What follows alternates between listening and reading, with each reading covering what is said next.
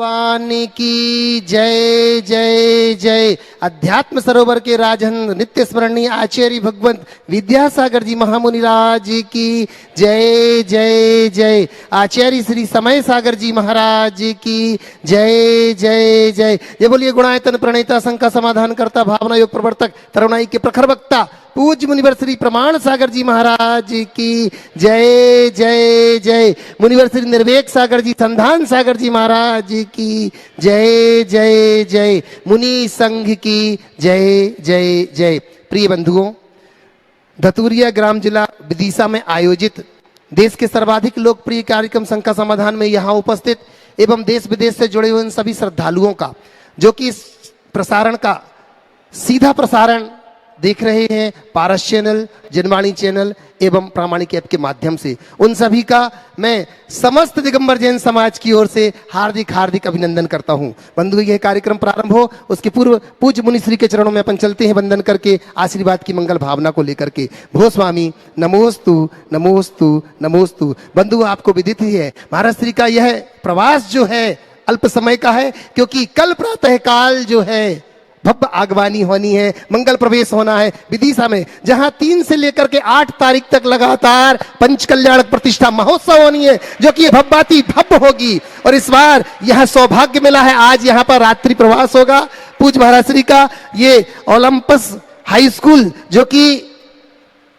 मुख्य द्वार है कह सकते हैं अपन विदिशा का, मैं बड़े सम्मान के साथ आवाज दे रहा हूं। यहाँ के डायरेक्टर साहब, चेयरमैन साहब यहाँ पर उपस्थित हैं, यशपाल जी रघुवंशी और मोहित जी रघुवंशी, बड़े सम्मान के साथ मैं उन्हें आवाज देता हूं। कृपया मंच के निकट आए और हार्दिक हार्दिक अभिनंदन करते हैं हम उनका। मैं निवेदन कर रहा हूं, हमारी टीम यहाँ पर उपस्थित है, इनका हार्दिक अभिनंदन कर रही है। आइएगा, ये महाराज श्री से आशीर्वाद ले रहे हैं, जिन्हें सौभाग्य मिला पूज्य श्री के समूचे संघ को यहाँ आज आहारचर्या भी हुई, शंका समाधान भी यहीं से हो रहा है और रात्रि विश्राम भी यहाँ पर हो रहा है। ये सौभाग्य इनका। पूज्य मुनिश्री से आशीर्वाद लेते हुए साहित्य आप लेकर के जा रहे हैं जो हमारे जीवन को उत्कर्ष की ओर पहुंचाने वाले हैं। मैं निवेदन करता हूं महाराज श्री की आप सामने से निकट आइएगा। माननीय यशपाल जी और मोहित भैया भी अगर यहाँ हो तो मैं निवेदन करता हूँ, साथ में मैं भाभी जी से माँ से निवेदन करता हूँ कृपया आए। जोरदार ताली बजा करके हम उनका बहुत बहुत बहुत बहुत अभिनंदन करते हैं। और अब हम सीधे चल रहे हैं पूज्य मुनिवर श्री संधान सागर जी महाराज के चरणों की वंदना करते हुए निवेदन करने के लिए कि वो स्वामी इस शंका समाधान के इस सत्र को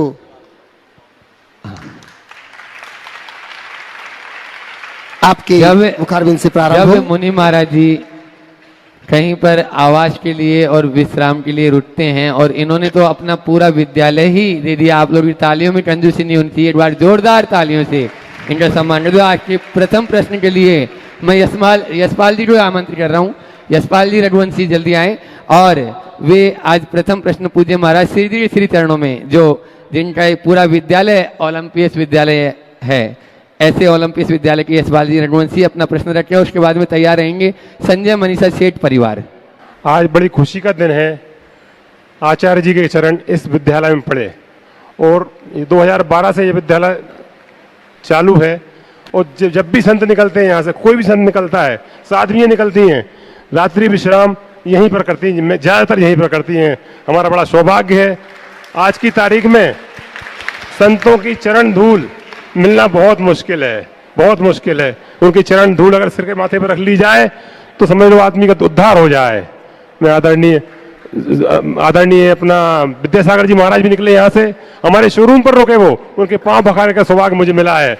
मैं बड़ा आज बड़ा गौरवान्वित हुआ हूँ। आपके द्वारा सन 2000 में उदयगिरी में जो प्रोग्राम हुआ था उसमें मैं जो भागीदार हुआ था, मुझे बड़ी खुशी है कि आप इसी तरह यहाँ पर लोगों को पाठ पढ़ाते रहे, धर्म का लोग ऊंचाई से सब समाज को समाधान करते रहे, बड़ी खुशी होगी मुझे। आज का प्रश्न मेरा ये है गुरुजी, आदमी का अहम कैसे जाए और दीनता किस तरह निकल पाए? आदमी दीनता किस तरह उसको मिल पाए? अहम दो चीजें हो जाए, अहम और दीनता दोनों चीजें पल में दूर हो जाएगी यदि मनुष्य का बहम दूर हो जाए। हमारी अहम का मूल बहम है। हर मनुष्य भ्रम में जीता है, वो है कुछ और अपने आप को मानता कुछ है और अपने आप को दिखाना कुछ चाहता है। यही भ्रमणा उसके अहम का सृजन करती। जिस दिन उसे अपने जीवन की वास्तविकता का बोध हो जाए, उसका अहम पल में चूर हो जाएगा। अज्ञान अहंकार का मूल है और आत्मक ज्ञान होते ही अहंकार विलीन हो जाए। हर मनुष्य को चाहिए कि वह जाने मैं कौन हूं, मेरा क्या है। अपने आप को जिस रूप मानता है या जिस रूप प्रदर्शित करना चाहता है, यह उसका वास्तविक रूप नहीं, यह उसकी काल्पनिक छवि जो कभी भी विनष्ट हो सकती है, विसर्जित हो सकती है। और विडंबना यह है कि मनुष्य उसी छवि को मेंटेन करने में अपनी सारी जिंदगी झोंक देता है, उसे संरक्षित करने की कोशिश करता है जिसे संरक्षित किया ही ना जा सके। और जब उस पर कुछ आघात पहुंचता है, उसका अंतर्मन तिलमिला उठता है, बौखलाहट होती है, अभिव्यक्ति में क्षोभ प्रकट होता है, आवेश प्रकट होता है, जो उसके जीवन की शांति को तहस नहस कर देता है। इसी तरह दीनता भी मनुष्य की एक दुर्बलता है। मैं तो दीनता हो या अभिमान, दोनों को अहंकार का ही रूप मानता हूं। सच्चे अर्थों में देखा जाए तो न दैन्यम न पराभवम, न मैं दीन हूं और न ही मैं महान हूं, मैं बस हूं। उस सत्य को पहचान ले तो जीवन बदल जाए। और जो मैं हूं वही सब है, जो सब है वही मैं हूं। इस एकत्व की प्रतीति के बाद अहंकार को कहीं स्थान ही नहीं मिलता। लेकिन मनुष्य अपने मन की कल्पनाओं से जब ऐसी बातें जोड़ के रखता है तो इस तरह की भ्रमणाएं बनी रहती। बहुत बहुत संजय जी, मनीषा जी सेठ परिवार विदिशा, और उसके बाद में तैयार रहेंगे प्रद्युम्न संजय जी विदिशा, जो डोनाइतन की ट्रस्टी भी हैं। समस्त मुनि संघ के चरणों में बारंबार नमोस्तु अर्पित करती हूँ। परम आदरणीय, मेरा प्रश्न है कि जब चौमासे का मंगल अवसर हो या विधान हो, चौमासा स्थापना हो, विधान हो या कोई भी धार्मिक अनुष्ठान पे जब हमें अपने घर पे वो मंगल कलश ले जाने का सौभाग्य मिलता है, तो उस कलश को अपने घर में विराजित करते समय कुछ प्रश्न मन में उठते हैं। मैं उनका आपसे निवारण चाहती हूँ। पहला प्रश्न कि उन मंगल कलश को घर में रखने का उचित स्थान क्या है। दूसरा, उस मंगल कलश के अंदर जो सामग्री रहती है उसके सहित उस मंगल कलश को कितने समय तक अपने घर में विराजित रखना चाहिए। तीसरा, ये जो सामग्री रहती है वो भी कुछ वर्षों के उपरांत क्षरण होने लगती है, उसमें खराबी आने लगती है, तो उसे हमें कैसे विसर्जित करना चाहिए। नमोस्तु भगवान। देखिए, बहुत अच्छा। मंगल कलश एक मांगलिक, खड़े रहे आप दो में। मंगल कलश एक मांगलिक प्रतीक है और उसी मांगलिक प्रतीक को अपने घरों में रखा जाता है। सबसे उत्तम घर का ईशान कोण, जो पूजा घर है, वहाँ रखना सबसे उत्तम स्थान। मंगल कलश में जो सामग्री होती है वो समय पाकर खराब हो जाती है, तो उस सामग्री को समय समय पर विसर्जित कर देना चाहिए और उसकी जगह नई सामग्री डाल देना चाहिए। तो विसर्जित क्या पानी में, नदी में, बहते जल में प्रवाहित कर दो जी, पक्षियों को चुगा दो, वो उसमें कोई दोष नहीं। वो घुने सड़े गले उसके पहले जी। उसमें जो सामग्री, जैसे उसमें सिक्के होते हैं, पारद होते हैं, पंचरत्न होते हैं, उनको बदलने की जरूरत नहीं। स्वस्तिक होता है, लेकिन सुपारी है, सरसों है, अक्षत है, ये सामग्री जो खराब होने वाली है उन्हें समय समय पर बदल सकते हैं। आपका चौथा सवाल और मैं जोड़ लेता हूँ अपने से। तीन तो आपने बोला, 4 कर दो, हिसाब बराबर है।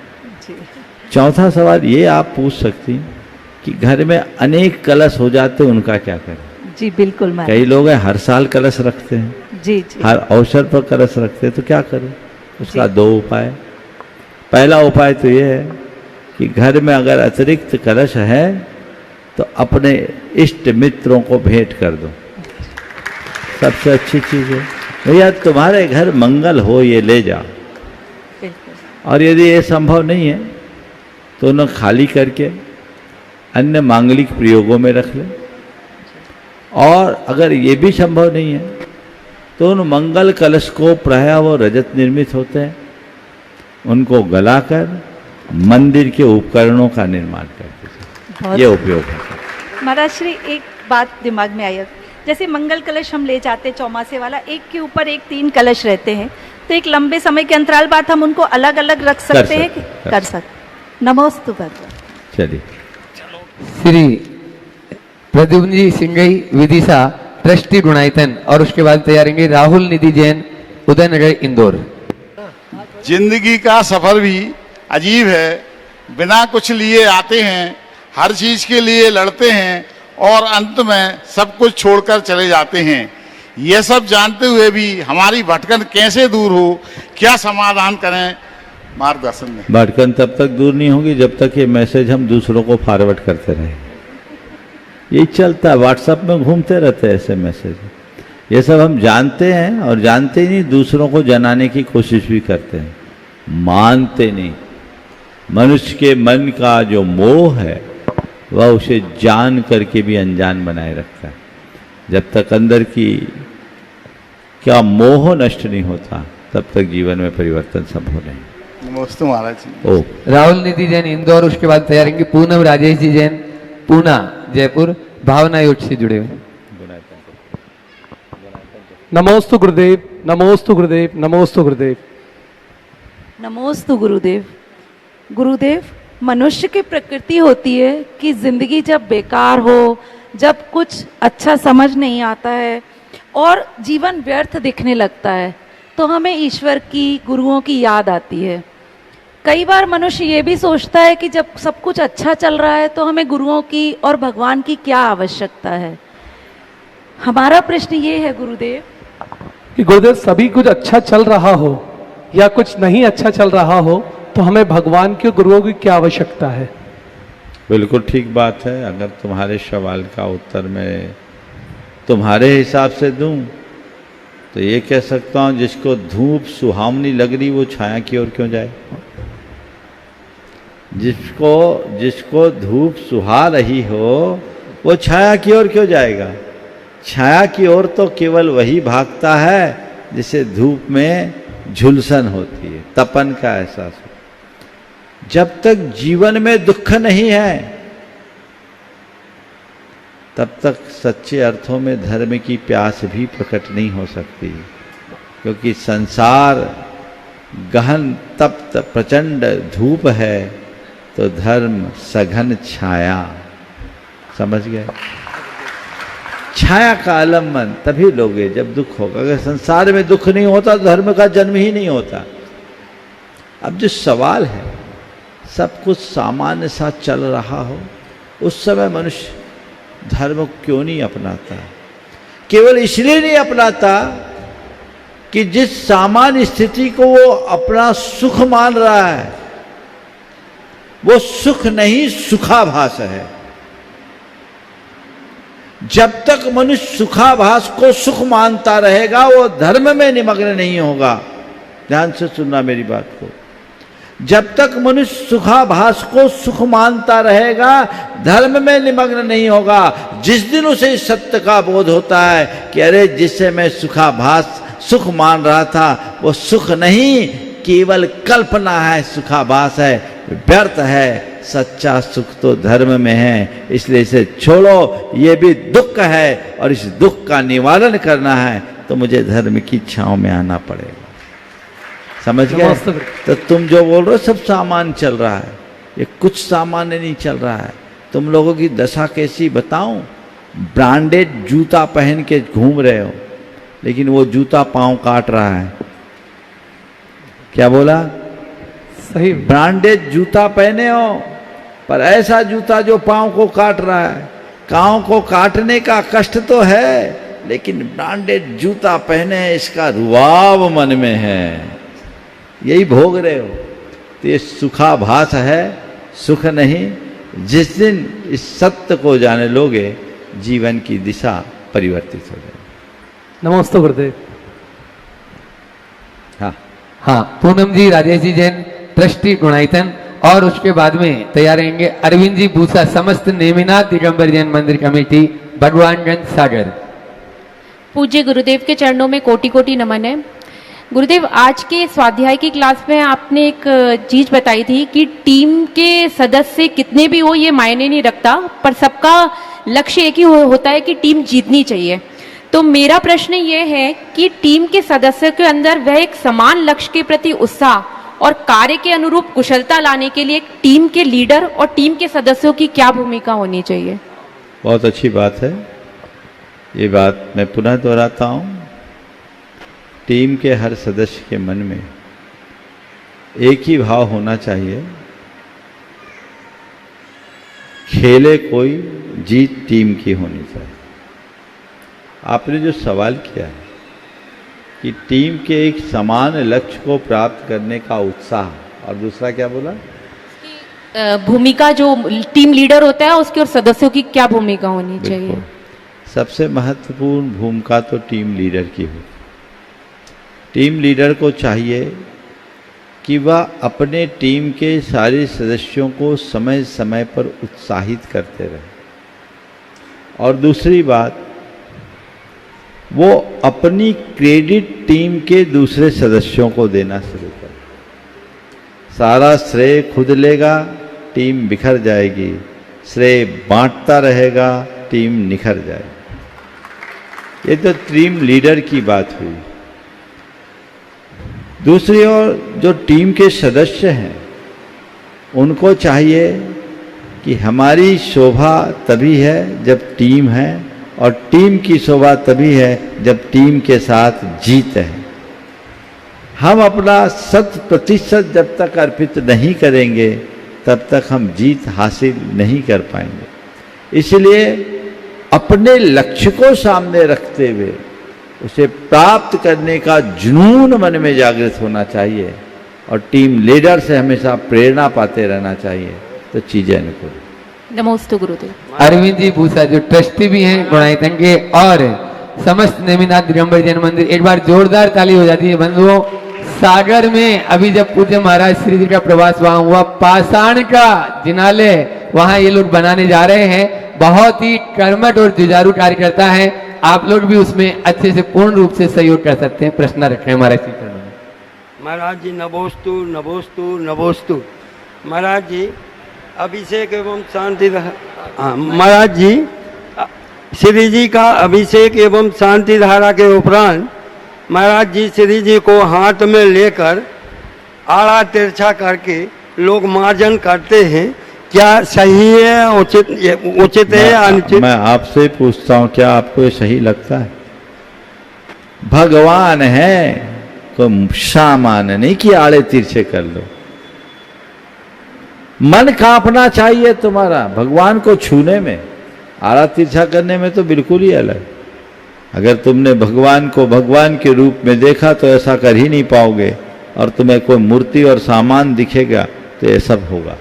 इसलिए भगवान को भगवान की तरह अत्यंत विनय के साथ प्रक्षाल करना चाहिए। अमित रेणु जैन बापी अगला प्रश्न कर रहे हैं, और उसके बाद में तैयार रहेंगे जो आगामी 3 तारीख से 8 तारीख तक पंच कल्याण होने जा रहे हैं उनके परिवार से, श्रीमती सरोज महेंद्र जैन मणिधर परिवार विदिशा। नमोस्तु नमोस्तु नमोस्तु गुरुदेव। सकल वापी दिगंबर जैन समाज की तरफ से मैं आपको नमोस्तु करता हूँ। अभी आचार्य श्री के आशीर्वाद से वापी में एक नेमिनाथ भगवान का चैत्यालय निर्माण हुआ है, और आपसे निवेदन है कि आप आके हमें मार्गदर्शन दीजिए जिससे हम उस चैत्यालय को भव्य मंदिर के रूप में परिवर्तित कर सके। नमोस्तु गुरुदेव। मेरा प्रश्न है गुरुदेव, मनुष्य के जीवन में एक सत्य है कि जब हम किसी को गुरु बनाना चाहेंगे हमारा मन हमें टोकेगा, रोकेगा और हो सकता है बाधा भी पहुंचाए, क्योंकि गुरु बनाते समय हम उनके प्रति समर्पित हो जाते हैं। गुरु की हाँ और ना में हमारी स्वीकृति और अस्वीकृति रहती है। क्या गुरुवर हमारे जीवन में गुरु का पदार्पण होते ही प्रेम, विश्वास और श्रद्धा उत्पन्न हो जाती है? देखो, मेरा इसमें स्पष्ट अभिमत है, गुरु बनाया ही नहीं जाता, ध्यान से सुनना, गुरु बनाया नहीं जाता, शिष्य बना जाता है। गुरु बनाने वाले जने जने को गुरु बनाते रहते हैं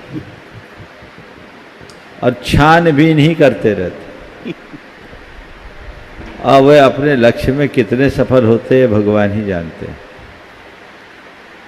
लेकिन जो शिष्य बन जाता है, शिष्य बनते ही वह अपने हृदय में गुरु को विराजमान कर लेता है, और जिसके हृदय में गुरु विराजमान हो जाते हैं उसके मन में श्रद्धा, समर्पण और प्रेम जैसे तत्व सहज स्फूर्त होने लगते हैं, प्रकट हो जाते हैं।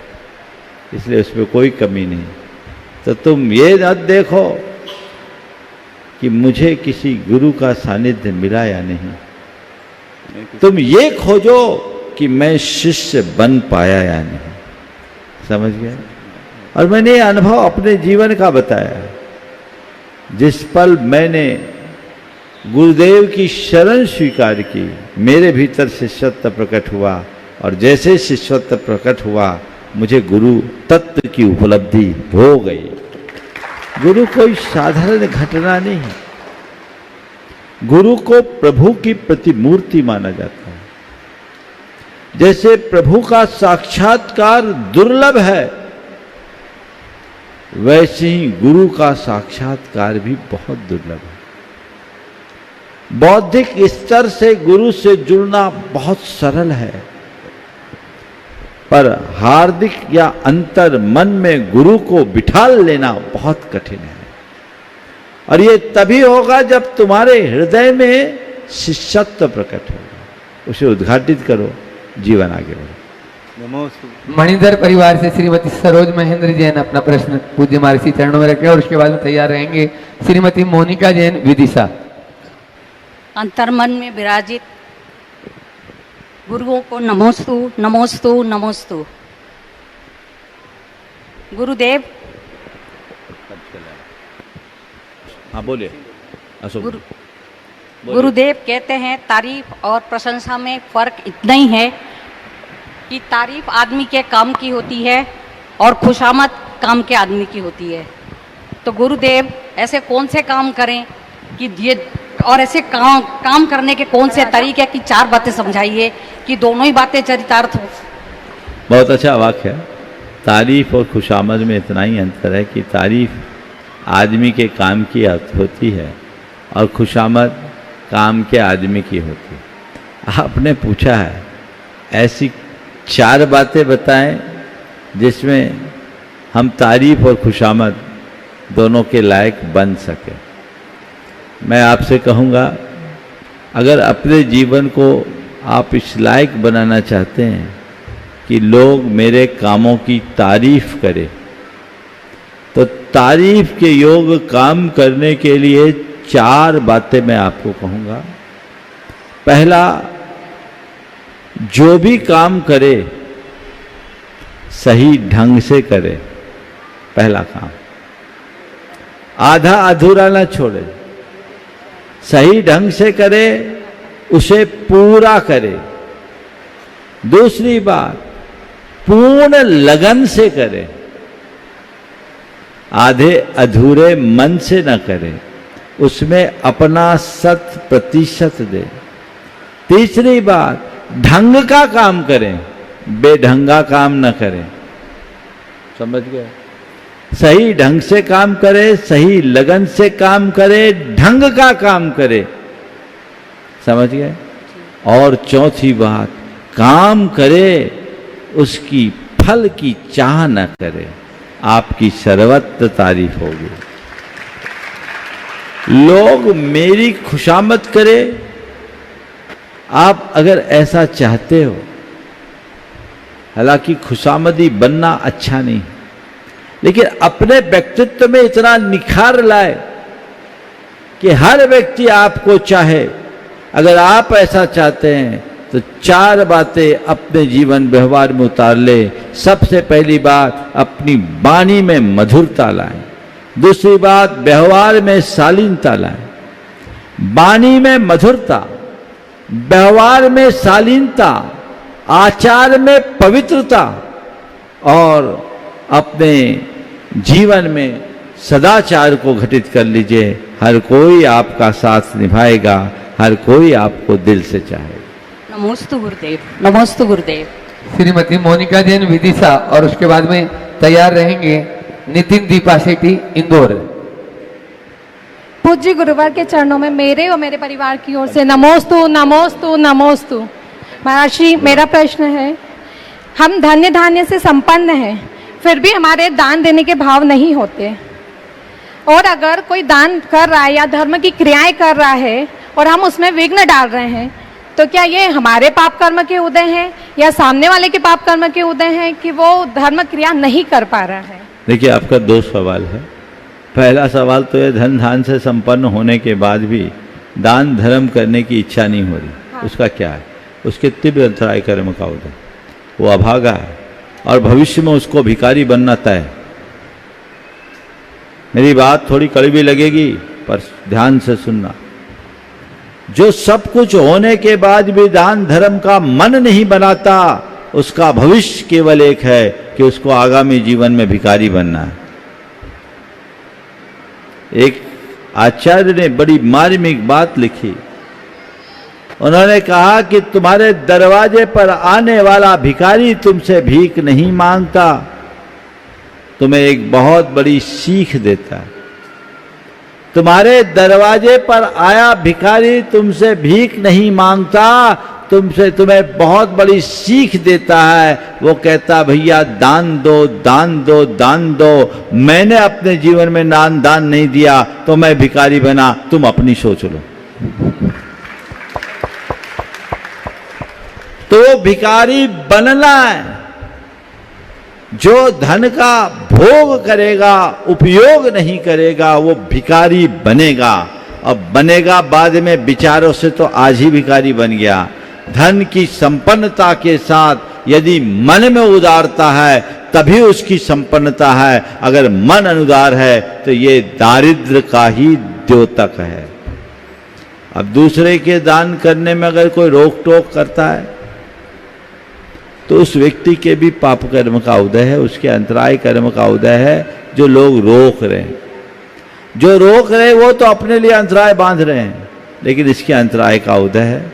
अगर कोई रोक टोक करे, विचलित ना हो, मन में ये समझे कि मेरे दानांतराय कर्म का तीव्र उदय है, इसलिए ऐसा हो रहा है। इससे बचने का एक ही उपाय है कि दूसरों के दान की जी भर कर प्रशंसा और अनुमोदना करें, तो आपका धीरे धीरे कर्म टलेगा और आप भी उस लायक बन पाएंगे। नितिन दीपा शेट्टी इंदौर, साथ में महेंद्र जी हरदा भी रहेंगे। प्रश्न जल्दी करें। गुरुदेव के चरणों में बारंबार नमोस्तु नमोस्तु नमोस्तु। गुरुदेव, मेरा प्रश्न है कि भाव हिंसा से कैसे बचें और विपरीत परिस्थितियों में अपने भावों को निर्मल कैसे रखें? भाव हिंसा से कैसे बचे, विपरीत परिस्थितियों में भावों को निर्मल कैसे करें? देखिए, अपने परिणामों को निर्मल कैसे? भाव हिंसा से बचने का एक ही तरीका है, जितना बने अशुभ निमित्तों से बचिए। अपने विचारों को पवित्र बनाए रखने की कोशिश कीजिए। मन की कलुषता ही हिंसा है और कलुषता से बचने का उपाय है कि हम पवित्रता को अपने जीवन में प्रतिष्ठित करें।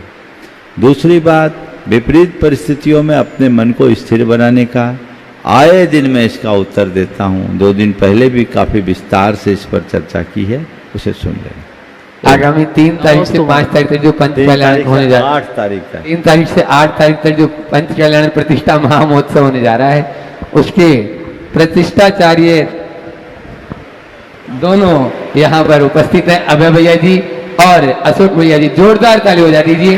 मैं चाहूंगा वे आए और आगे पूरी संपूर्ण जानकारी उस पंच कल्याण के विषय में देंगे। तब तक मूठ माटी की आप लोगों को मालूम है, आज से ऑनलाइन जो है प्रतियोगिता शुरू हो चुकी है। आचार्य श्री जी का वह महाकाव्य, उसके ऊपर 1 तारीख से 7 तारीख तक यह ऑनलाइन परीक्षा चालू है। विद्यासागर.गुरु पर आप जाएं और संपूर्ण जानकारी इस पर पाएं। इसके बाद में और भी बहुत सारे ढेर सारे प्रश्न हैं। आपके ज्वलंत प्रश्नों का शीतल समाधान पूज्य महाराज श्री से हम पाएंगे, लेकिन उससे पूर्व आपके बीच में आ रहे हैं दोनों प्रतिष्ठाचार्य जी, अभय भैया जी और अशोक भैया जी, अपनी बात रखें। जय बोलो श्री आदिनाथ भगवान की, श्री धर्मनाथ भगवान की, 24 तीर्थंकर भगवंतों की, संत श्रोमणी स्वाट आचार्य गुरुवर श्री विद्यासागर जी महामुनिराज की, पूज्य मुनिवर श्री प्रमाण सागर जी महाराज की, समस्त मुनि संघ की। बंधुओं, अतिशय पुण्य आपकी झोली में आया हुआ है। अनायास पुण्य कमाने का ये अवसर आपको उपलब्ध हुआ है। किसी के लिए कोई भी संभावना नहीं थी। अनेक संघ, अनेक साधु आपकी विदिशा नगरी में आए, लेकिन मणिधर परिवार का पुण्य, सकल दिगंबर जैन समाज विदिशा में रहने वाले भव्यात्माओं का पुण्य, कि जिन्हें देश और दुनिया चाव लगा करके, समय मिला करके इंतजार करती है सुनने के लिए, जिनको देखने के लिए टीवी के माध्यम से आज ऐसे मुनिवर श्री प्रमाण सागर जी महाराज टीवी से बाहर निकल करके साक्षात आपके बीच विराजमान हैं। और इतना ही नहीं, वो सिर्फ आपके नगर में या नगर से निकलने के लिए नहीं आए हैं, वरन एक पाषाण को भगवान बनाने के लिए आए हुए हैं। अब ये सौभाग्य आपका है, ये आपकी जवाबदेही है कि आप अपने आप को उसमें कितना लीन कर सकते हैं, कितना उससे जुड़ सकते हैं। इतना बड़ा सौभाग्य संवेद शिखर तीर्थराज की पावन धरा से लगातार पद विहार करते हुए विदिशा तक आए हुए हैं, लेकिन आपका सौभाग्य कितना होगा कि आप महापात्र बनकर के, इंद्राणी बनकर के पंच कल्याणक प्रतिष्ठा महामहोत्सव में जितने समय महाराज श्री वहां विराजमान रहे, उनकी चरण सन्निधि में ये मौका, ये सौभाग्य आप अपने हाथों में ले सकते हैं। हम जानते हैं कम समय है, लोगों के पास कहने के लिए है, पर बंधुओं, कम समय में जो कार्य किया जाता है वो बड़ा ही अतिशयकारी हुआ करता है। कम समय में किए गए कार्य का पुण्य अपने आप में एक अलग ही क्वालिटी का होता है। कल प्रातः काल से महाराज श्री की मंगल आगवानी के साथ ही पंच कल्याणक प्रतिष्ठा महामहोत्सव का आगाज होगा, और अंदाज आपको देखना है तो 28 तारीख तक जाकर के देखिएगा। लेकिन आप उस आगाज और अंदाज के बीच कहां होंगे ये आपको तय करना है। किस पात्र के रूप में होंगे ये आपको तय करना है। घर पर टीवी पर बैठ करके देखना है या महाराज श्री के चरणों में बैठ करके साक्षात पुण्य आपके लिए कमाना है, ये आपको तय करना है। एक समय, एक दिन, कुछ घंटे आपके लिए पुण्य कमाने के लिए आपको तय करना है, सुनिश्चित करना है। महाराज श्री विदिशा के लोगों में बड़ा उत्साह है। मणिधर परिवार जिसने इतने बड़े भव्यतम जिनालय का निर्माण करा है, पूरे परिवार में, सकल दिगंबर समाज में यह उत्साह है, लेकिन थोड़ा सा डर इन लोगों के बीच है। बड़ी गर्मी है, इतनी गर्मी में हम कैसे आएंगे? इतने कम समय में महाराज श्री आपका 8-10 दिन पहले सानिध्य मिल जाता तो हम शायद जुड़ जाते। लेकिन मैं आपके श्री चरणों में निवेदन करता हूं कि महाराज श्री इनके बीच उठते हुए इन प्रश्नों को आप समाधित करें कि कम समय में एक मानव देव बनकर के, देवी बनकर के वो पुण्य अर्जित कर सकता है जो स्वर्ग का देव साक्षात भगवान की भक्ति करके भी अर्जित नहीं कर सकता है। इसलिए महाराज श्री मैं आपके चरणारविंद में निवेदन कर रहा हूं, क्योंकि कल सुबह अलग ही फिजा होगी। आप विदिशा की समृद्ध पाठशालाओं के नन्हे मुन्ने बच्चों को कल देखेंगे जो महाराज श्री की आगवानी करने के लिए आएंगे। आप माता पिता संरक्षक के रूप में हैं। प्रातः 6 बजे आपका इंतजार होगा धर्मनाथ जिनालय पर, जहां से मुख्य जुलूस प्रारंभ होगा महाराज श्री की मंगल आगवानी का, जो विदिशा के मुख्य मार्गों से होता हुआ पहुंचेगा स्टेशन मंदिर, और वहां पर महाराज श्री का मंगल प्रवचन सुनने के लिए आप सभी के लिए होगा। बाकी आप सबके लिए आगामी काल में होने वाले पंच कल्याण की जानकारियां मैं समय समय पर दूंगा। अभी महाराज श्री के चरणों में निवेदन करता हूं कि महाराज श्री पंच कल्याणक में इंद्र इंद्राणी बनकर के पुण्य कमाने की क्या महिमा होती है, इनके लिए शायद ज्ञात हो, लेकिन आलस्य, मौसम और अपने घर कार्यों के बहाने की वजह से शायद इसे न समझ पा रहे हों, तो आपके श्री चरणों में मैं निवेदन करता हूं। देखिए, अभी भैया जी ने जो बातें आप सबके बीच रखी, अगर मैं इसे आपकी भाषा में कहूं तो मैं यही कहूँगा कि उन्होंने आप सबके सामने एक लॉटरी का प्रस्ताव रखा है, एक ऐसी लॉटरी जो सबके भाग्य को चमकाने वाली है। भगवान की प्रतिष्ठा करना कोई साधारण कर्म नहीं। हम रूटीन में जो भी पूजा अर्चा करते हैं उसमें हम भगवान की पूजा करते हैं, लेकिन जब पंचकल्याणक होता है तो हम अपनी पूजा से भगवान को बनाते हैं और उनकी पूजा करते हैं। पाषाण से भगवान बनाने की ये सारी क्रियाएं असाधारण क्रिया है, इसे कभी हल्के रूप में लेना उचित नहीं। बड़े बड़े पूजा विधानों का महात्मा अपनी जगह है, लेकिन भगवान के पंच कल्याणक का महत्व और आनंद अपनी जगह है। ये हम सबका सौभाग्य है कि अपने आंखों से भगवान के पंच कल्याणकों को देखने का सुअवसर प्राप्त होगा और अपने हाथों से उसे संपादित करने का मौका मिलेगा। साक्षात जब तीर्थंकर भगवंतों का विचरण होता, उनके पांचों कल्याणकों में सम्मिलित होने का सौभाग्य तो शायद ही किसी को होता होगा। क्यों?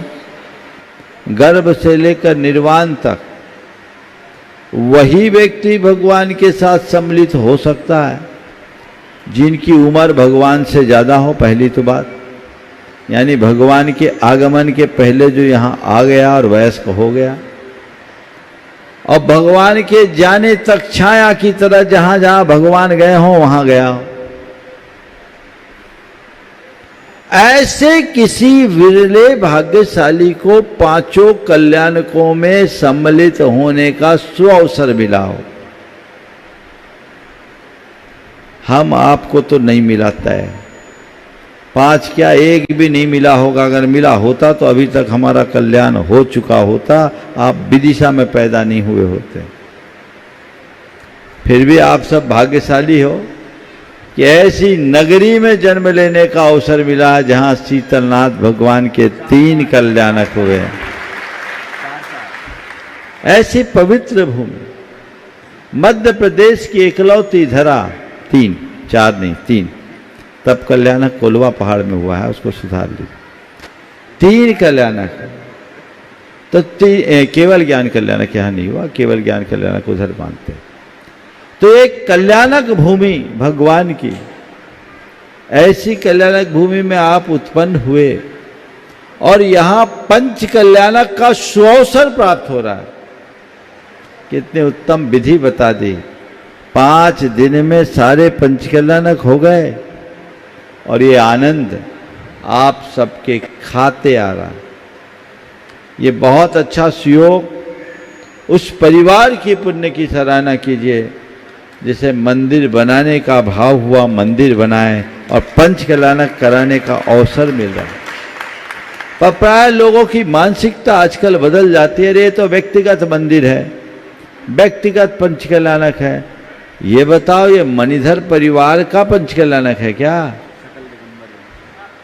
ये कह रहे सकल दिगंबर जैन समाज का पंच कल्याणक, गलत।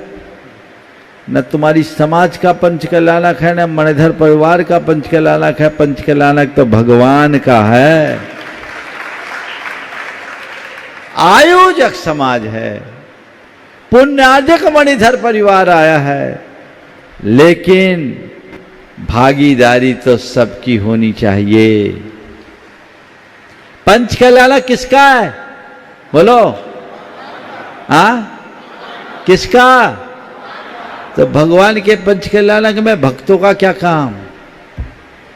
क्या काम है बोलो तुम्हारा?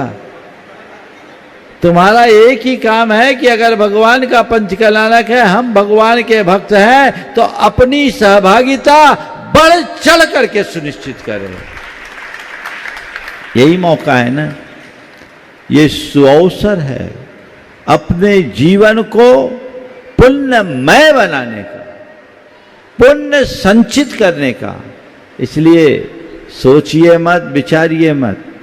जिनको भी जिस रूप में अपनी सहभागिता देनी है, अब समय ज़्यादा नहीं बचा, अपनी सहभागिता दीजिए। मुझे जानकारी मिली कमी किसी की नहीं है, उनने तो अपनी पूरी तैयारी कर ली और सारे रिश्ते नातेदार भी इकट्ठे हो गए।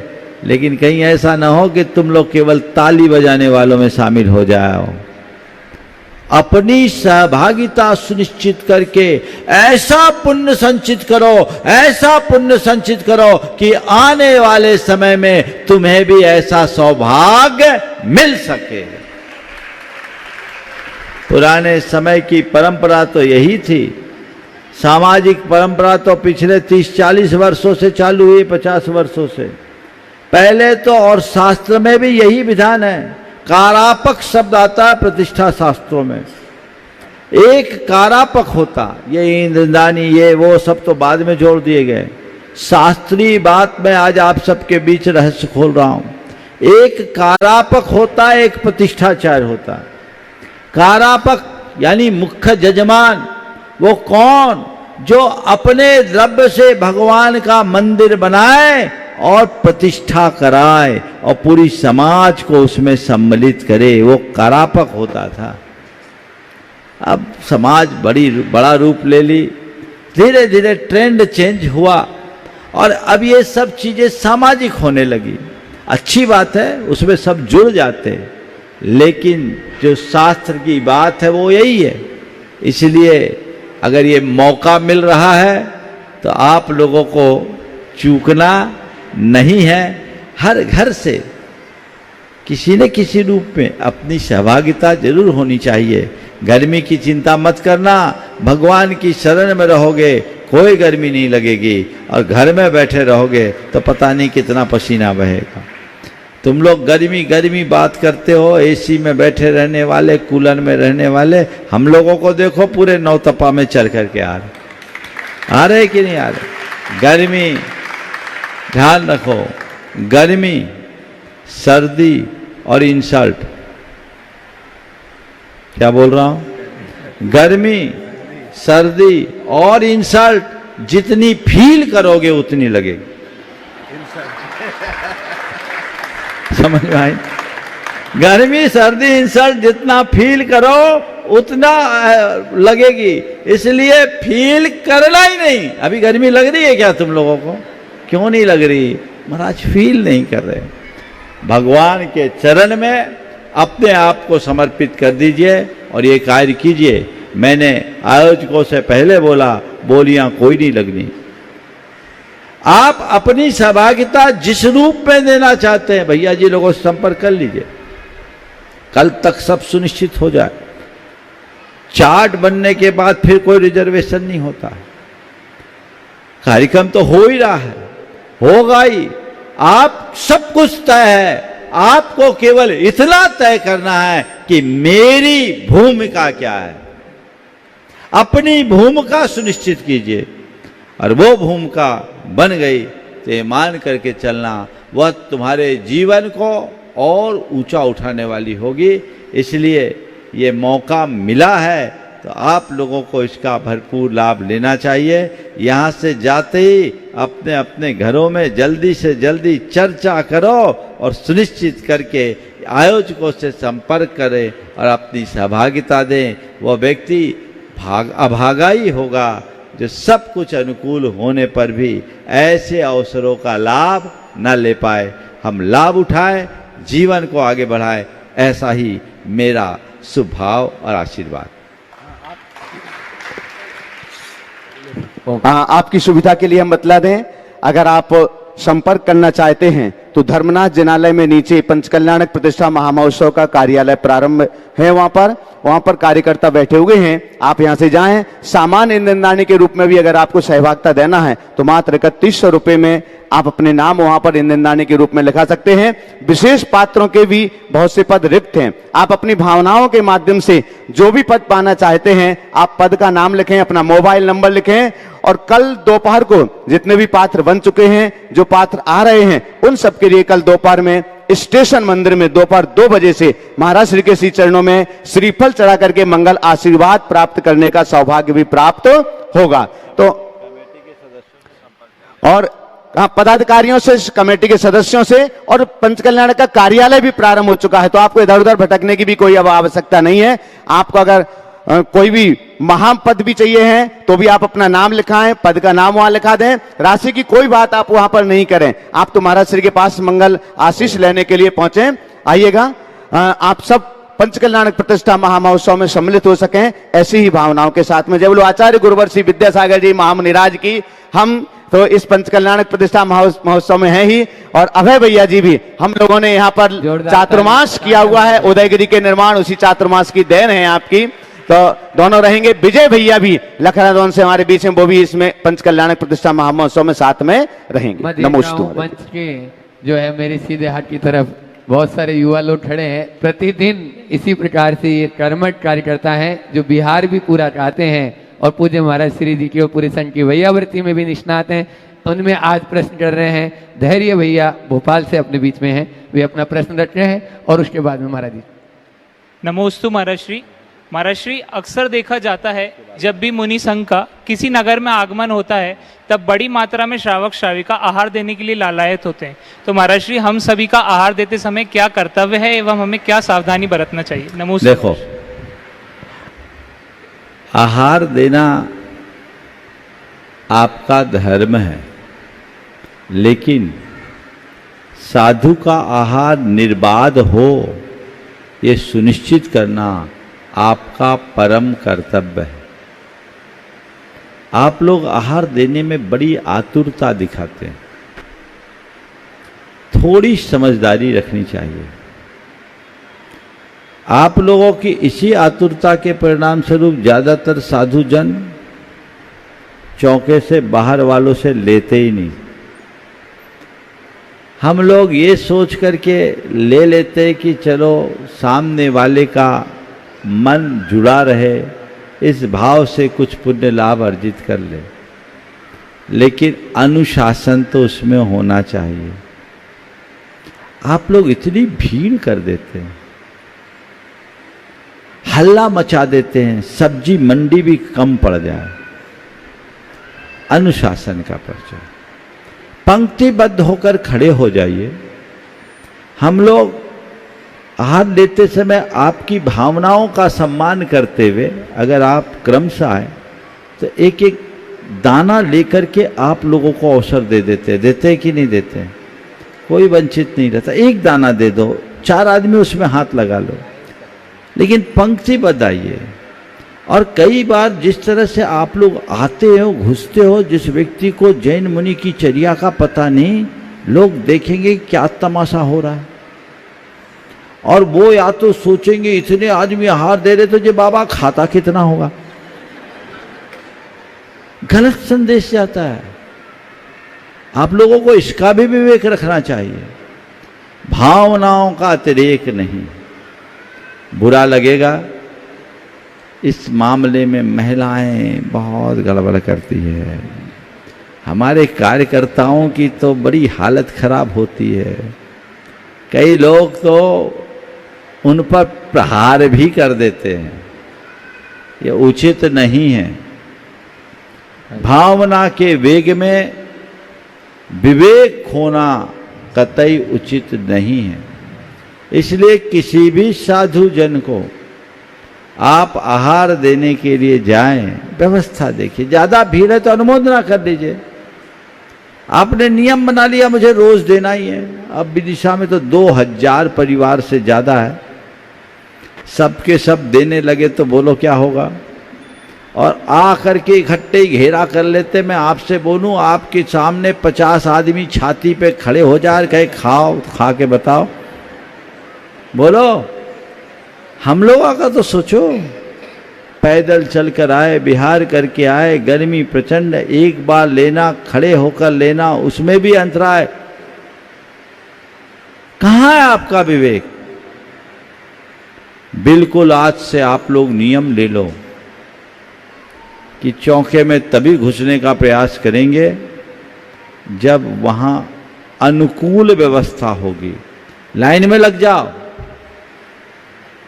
कोई दिक्कत नहीं, 500 तक को निपटा सकते हैं, देते ही हैं लोग।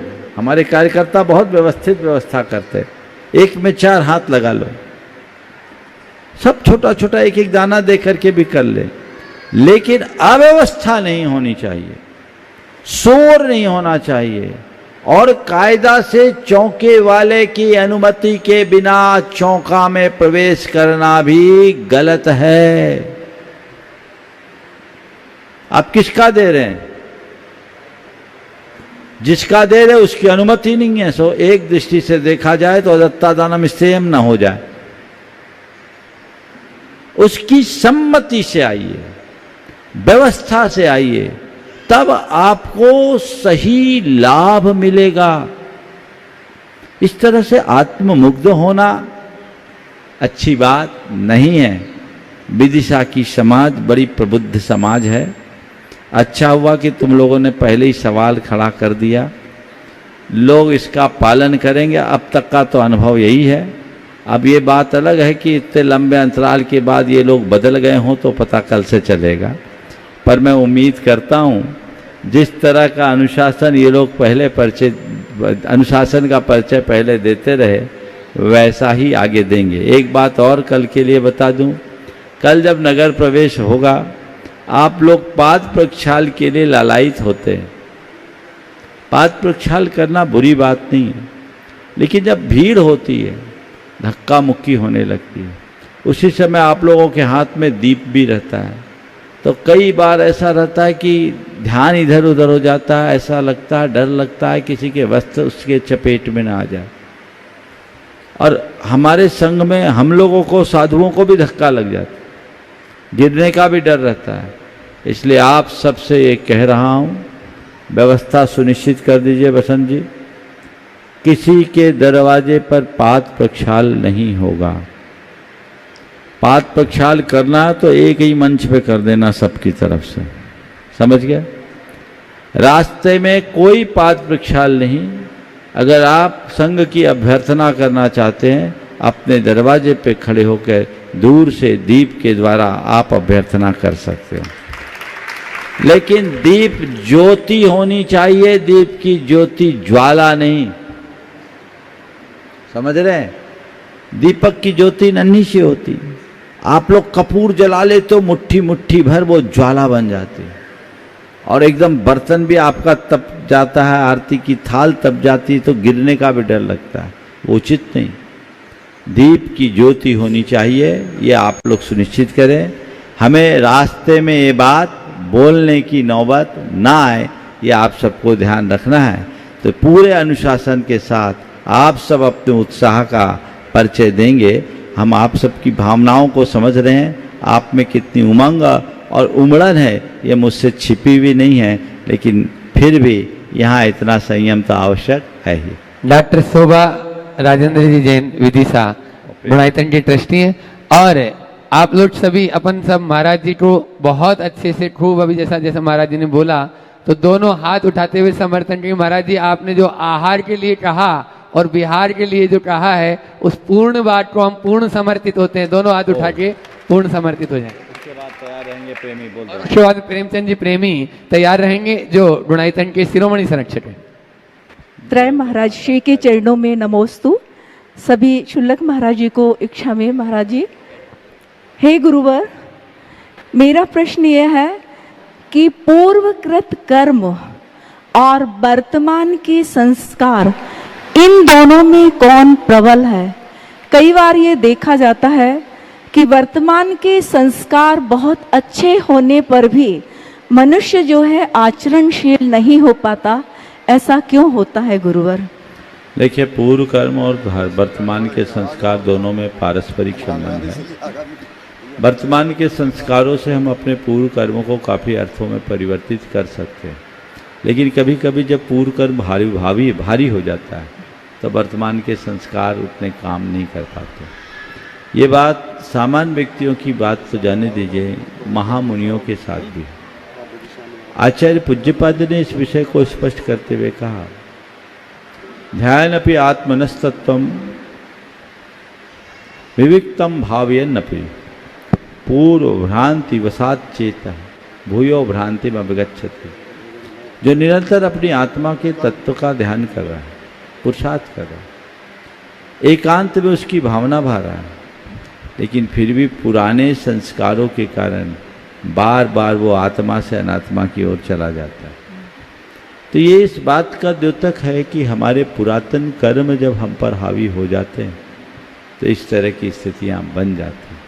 फिर भी हमारे लिए अपने को बदलने का अगर कोई आधार है तो हमारा वर्तमान का पुरुषार्थ है, जो हमें सतत जारी रखना चाहिए। नमोस्तु गुरुवर। प्रेमचंद जी प्रेमी। गुरुदेव पारस धाम जैन समाज भोपाल उदय उदय महासंघ बारंबार नमोस्तु। छुल्लक जी के चरणों में एक शामिल। गुरुदेव, सांसारिक कार्य में लगे रहने से नफा और नुकसान दोनों होता है, लेकिन धर्म कार्य में लगे रहने से नफा ही नफा होता है। तो गुरुदेव, सांसारिक कार्य करते हुए धर्म कार्य में कैसे मन लगा रहे? तुम तो व्यापारी हो, हमेशा वही कोशिश करते हो जिसमें नफा हो वो काम करें।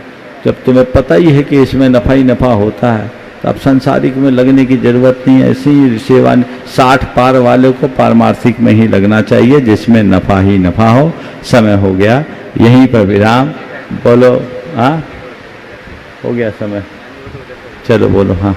देवांश जैन एक बच्चा है जो पूज्य महाराज श्री जी के प्रवचन भी सुनता है और उसने जीवन में उतारा भी है। HDO BSNL उनका बेटा निश्चल जी का आज उसका जन्मदिन है और वो प्रश्न रखना चाह रहा था, जल्दी से रखते हैं यहाँ पे। नंबर हाँ, देवांश जैन वो पूज्य आज आजीवन केक काटने का और मोमबत्ती बुझाने का इसने नियम लिया है कि मैं कभी मोमबत्ती बुझाऊंगा नहीं, दीप जलाऊंगा और लड्डू बांटूंगा जो महाराज श्री कहते हैं। और गौशाला में आज भी दान करके आया। बोलो ऐसा देवांश जैन। हाँ, जल्दी करो।